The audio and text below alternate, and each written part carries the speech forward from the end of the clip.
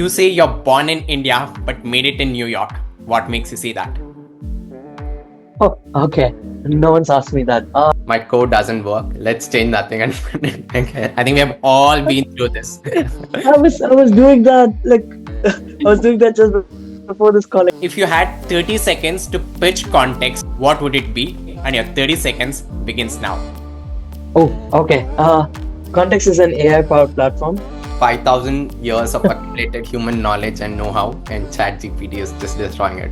How do Oh you- yeah, I love this meme template. Hello everyone. This is Rohan Niranjan Kalpavruksha. This is Roshan Niranjan Kalpavruksha. We welcome you all to our very new venture, the Twin Podcast.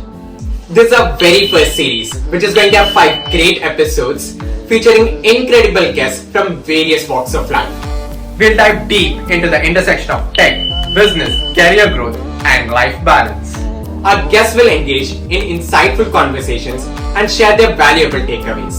We also have some fun-filled, exciting sessions planned up, including rapid-fire questions and reactions to trending tech news. We're excited to kick off this journey with all your love and support. So let's get started. Hello everyone. Welcome to another exciting episode of the Twin Podcast. Today we have a special guest who's making waves in the world of AI, startups, and personalized learning.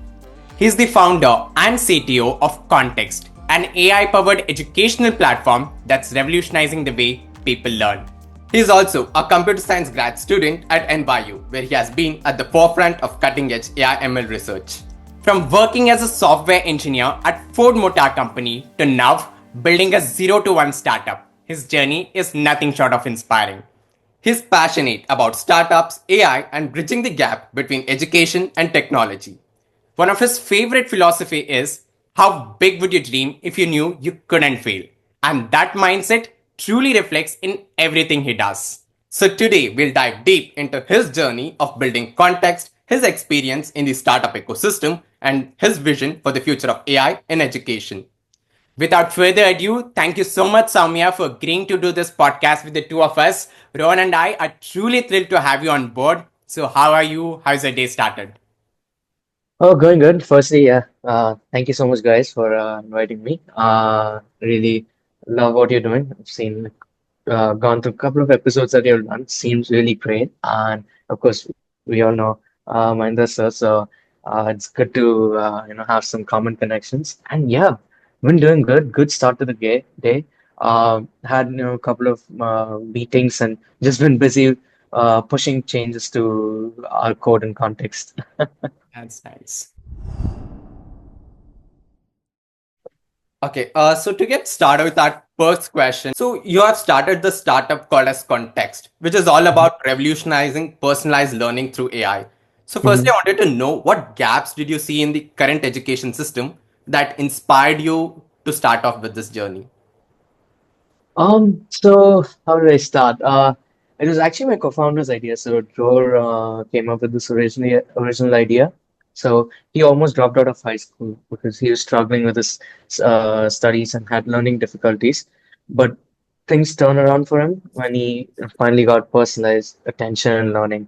And that experience made him deeply believe in the power of personalized education. And for me, that really resonated when I met him for the first time at an event at NYU where he was pitching a startup. Because I used to teach school and college kids back in the day. I'm also a self-taught coder, so been in the online learning space, and I've also taught kids, and that really made me realize, and I saw so much difficulties in terms of learning, where people crave for that personalized learning, personal attention, because each learner is so unique, and I think it's very important to personalize learning, but it's been really hard to personalize up until now because it is understandable. Even if a teacher is great at teaching something, it might not be personalized for you, and you might not be able to pick it up because that's not your learning style or that doesn't fit your learning goals and needs. But with AI, we finally see that happening, and it's such a revolutionary technology. And within education, it's already been making so much waves. If you all would have heard just yesterday, uh, Anthropic released their AI in education for universities. So it's already going towards that goal of personalized learning. And we at Context, we have that mission of hyper personalizing learning with the help of AI, where we want to help both educators and students.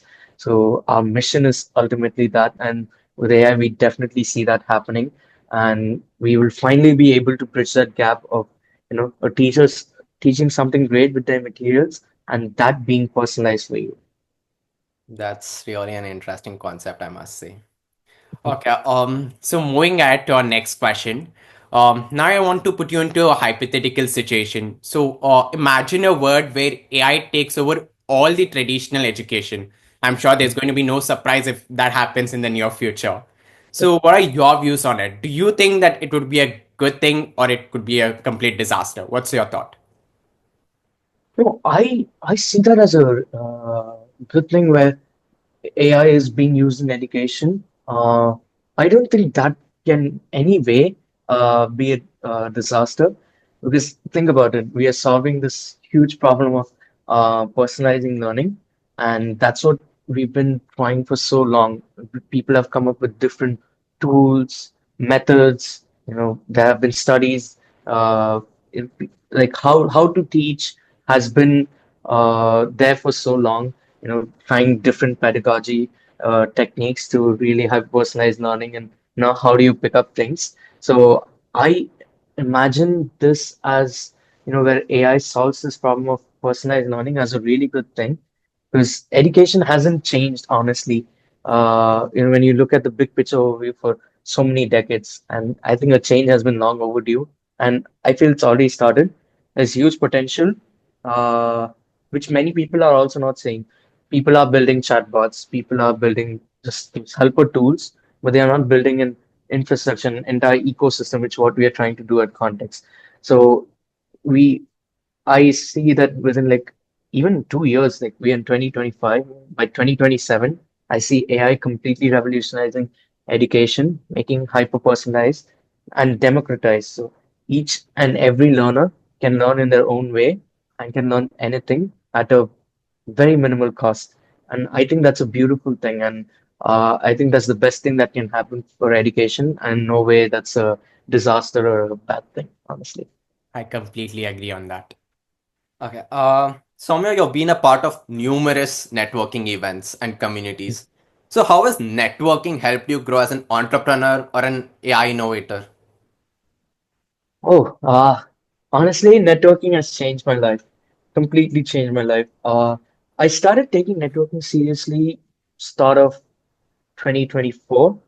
So this was around February because I was done with my first semester, started my second semester at NYU, and so it was like 5 months since I'd been in New York City, and I was like, I've been here for 5 months, not done anything fruitful, just attended classes, hung out with friends. But I'm here in New York City, the best city in the world to learn and to grow. And let me start making use of this because there are just so many different kinds of people here, people from all cultures and different industries. Uh, I don't think you can get this opportunity anywhere, right?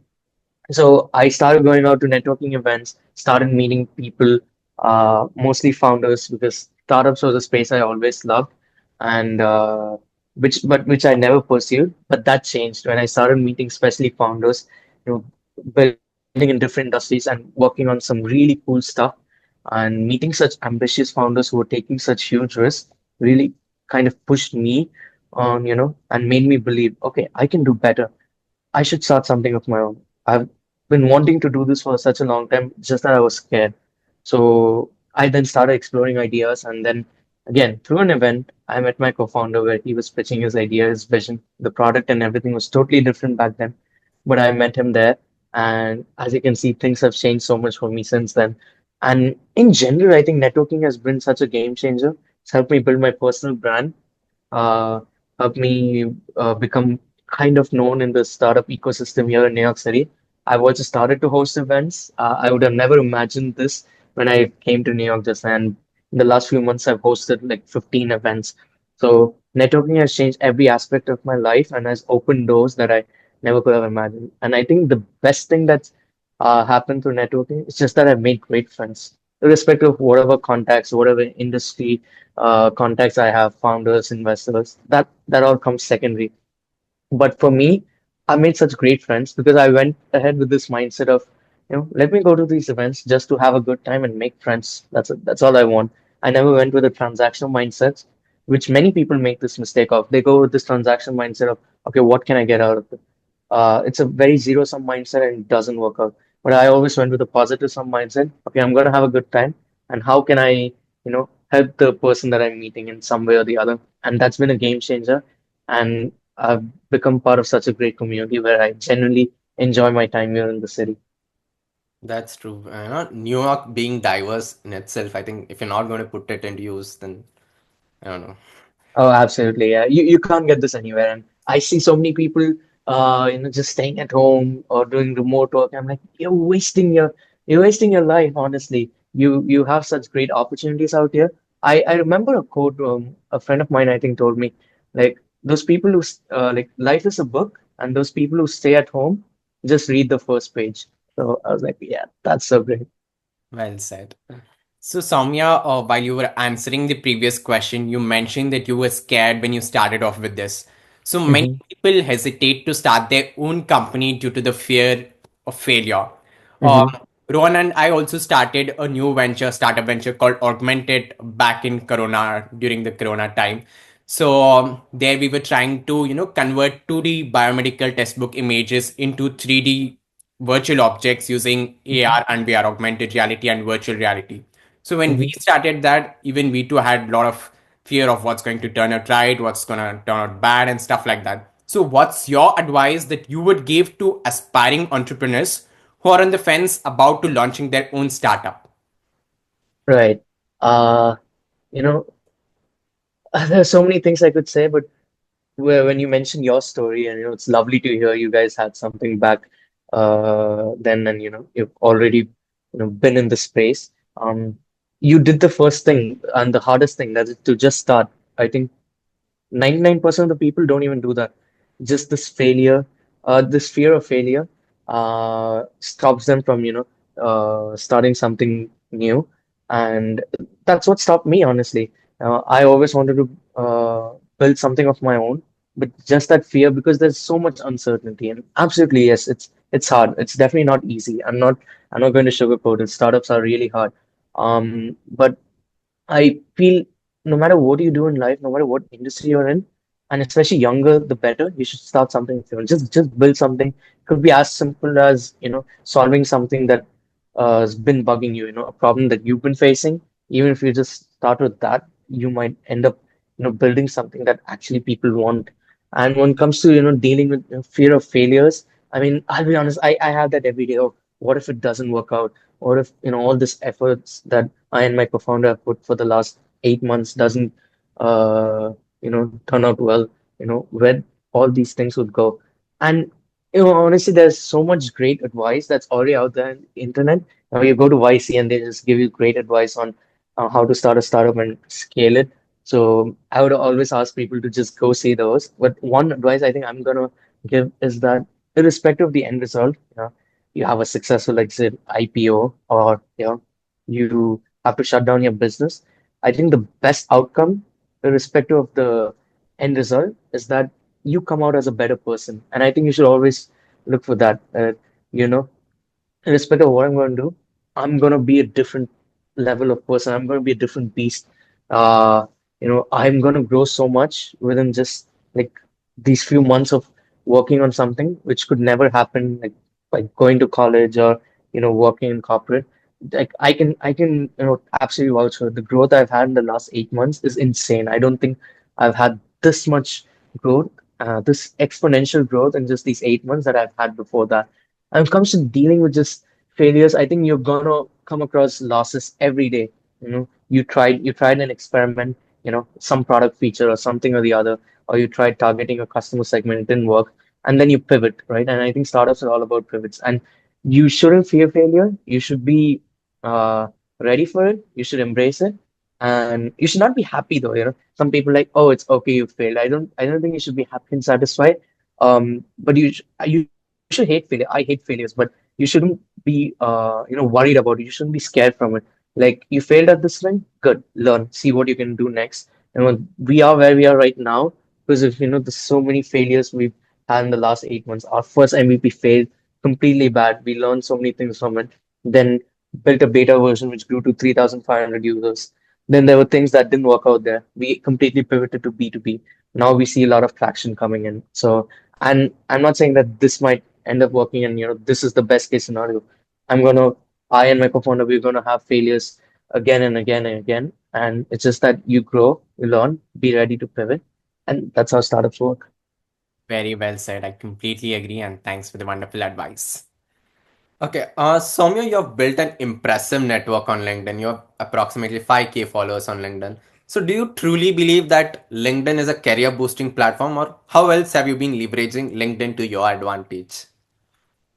Oh, absolutely. I can vouch for LinkedIn. I mean, if there's one thing I can absolutely vouch for is LinkedIn. It's been a game changer for me. Uh, Again, I started taking LinkedIn seriously starting of 2024. I don't know, something happened to me in 2024 start and, started taking a lot of things seriously. Uh, but yeah, it's such a great platform, especially, when you're in the business space or, on the more professional space, right? And you it's the best place to build a personal brand, a high value personal brand. And to be honest, the ROI that I've got is insanely good. It's opened doors for me that I never could have imagined. Just so many inbounds that I've gotten, like both from a personal level and as from my own company and other opportunities in my career. So I absolutely believe at this day and age, especially if you're young person, in your 20s, no matter what you're doing, please start posting on LinkedIn. Because here's the thing, I don't know how many users LinkedIn has right now, maybe 500 million, I didn't check, but only 1% of the people on LinkedIn actually create content. So it's still this huge opportunity, which not many people have leveraged. It's not a crowded market. So if you just start posting content, trust me, it will be a game changer. Now, if you're going to ask me what kind of content, I'm not going to give advice on that because just get started. Like I said, was your company for your startup, you have to just get started.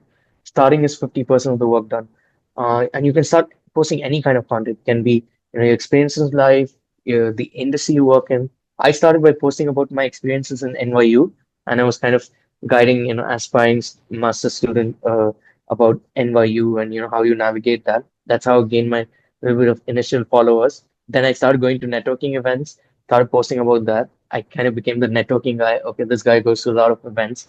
And then when I started Context, I started posting about my startups, AI, my experience running a startup, and everything. And then I became that person, and that's what I've been doing now, posting about AI, education, startups, and I've also started hosting events, so posting about that, and that's helped me build a personal brand. And like I said, almost 5,000 followers pretty soon, hopefully.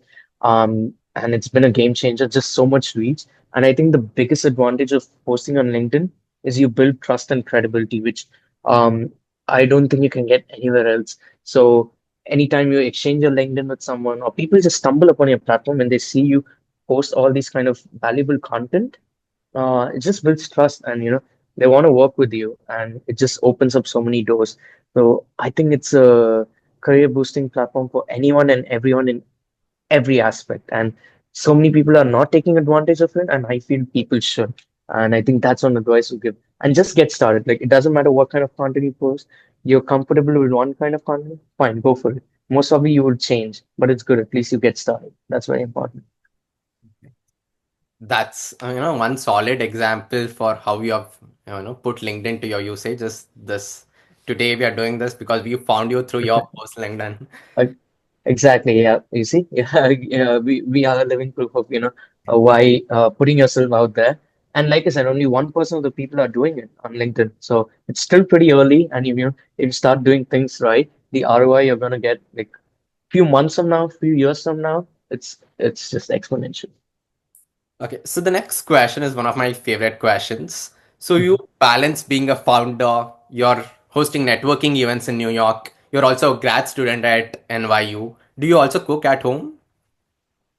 I do only once a week. I hate it though. I hate cooking. So basically, what is the secret behind managing all of this? So wow, yeah, no, good question. And sometimes it does become overwhelming. I think I try to keep things simple though. I'll be honest, I try to be, I'm very much into productivity, but I try to keep it simple. I'm not too some of those productivity gurus who have like 10 different tools and managing all these flows and integration. None of that. I just use Notion and Google Calendar to manage and plan. Okay, what am I going to do for the next week? And most importantly, like when I start my day, I'm like, okay, what are some of the top 2 to 3 things that I have to get done today? And I just live by the day. I don't try to plan too much ahead. You know, just prioritize. I think that's very important. I think many people fail to do that, is why they prioritize. So I think prioritizing what you want to do, like, okay, today am I going to focus more on context, or is it my events today, or is it like some kind of coursework at NYU? Based on that, I prioritize, then do those tasks, especially the 1 to 2 hard tasks, and I try to do it more during morning or afternoon when I'm more energetic. I think that's very important, and then I leave some of the smaller tasks, not so important and high value adding, but something you gotta do. I don't know, things like checking email, posting on LinkedIn, and stuff like that. I do it at the night, and then something, for example, if I'm coding, pushing out some features for context or learning something, I do it in the morning or afternoon. And I think what also helps is good state of mind. I think mental health is so important, which many people ignore. I'm not on any social media. My only social media is LinkedIn. I quit social media like a couple of years back. I try to, work out every day, read, read a book, meditate. So, doing some of these good habits uh, gives me a lot of peace of mind and, helps me keep my head clear. And also don't watch news. I don't watch news. I try to stay away from as much negativity as I can. None of the gossips, news, nothing. I don't know what's happening in the world. I'll be genuinely honest. If people ask me, "Oh, did you hear about this?" I would most probably not know unless someone told me because I don't like reading news. Just bombards with me with so much negativity. I try to keep myself away from all that. So having not just a good routine, like in terms of planning your task, time blocking. Yes, those are important, but having a good state of mind and having that peace of mind and clear headspace is so important. I think that's what helps me prioritize all of these things and not go insane and burn out. That's fantastic. Okay, so now we'll move ahead to our second round of the podcast, which is called the rapid fire questions, which is more of Mm. the fun session of the podcast, where I want you to answer in a single word or a single phrase, preferably. So I'll get started with my first question. If you had 30 seconds to pitch context to a student, what would it be? What would you say? And your 30 seconds begins now. Oh, okay. Context is an AI-powered platform where professors can create courses and students get personalized learning. We are solving two problems. Creating courses is hard and time-consuming. At the same time, it's hard for one individual to provide personalized learning to every student. And our mission is to hyper-personalize learning with the help of AI. Yeah. Impressive. Perfect. Okay. What's one underrated skill every AI leader should have? Hmm. Storytelling. Uh, if you can't explain, and I think not just AI lead, I think for people in general, the most mesmerizing people, most the people you're like, attracted to, charmed by, and look up to are really great storytellers. So, Nice. So, out of all the stuff you have done, what's your proudest achievement? yeah. Context. Nice. So, this is my favorite. You say you're born in India but made it in New York. What makes you say that? Oh, okay. No one's asked me that. Interesting question. I feel I've completely transformed my life since coming here. I feel more like home over here. Uh, I've grown both personally and professionally a lot since moving to the city. The kind of people I've met from different cultures, different industries, it's completely changed and transformed me. What I am right now, just like 1.5 years ago, I was not. And I'm really proud of it. I genuinely enjoy living in New York City and the people here and the food here. It's such a fun place to live. And both from a personal and professional perspective, I've grown so much, and that's why I love calling this place my home. And that's why I say, I'm, made in New York. This city has made me what I am right now. So we'll get into round three where we'll show you a few trendy, funny tech memes and we want to capture your reactions. What are your thoughts? How relatable you find them? So we'll get started Okay, with that. interesting. Let's see. Been long since looked at memes. Let's see what kind of memes are trending these days. So this is our first meme. 5,000 years of accumulated human knowledge and know-how, and ChatGPT is just destroying it. How do you Oh yeah, I love this meme template. It's just so overused over the years, but oh yes, I mean ChatGPT has become such a great knowledge store. Like it has like almost anything and everything. You can ask it about, just like a month ago, I was doing my taxes and it answered so well. Right from that to I don't know, I was hosting like a house party and I was brainstorming ideas with it. So it's insanely crazy what are the things that you can get done with it.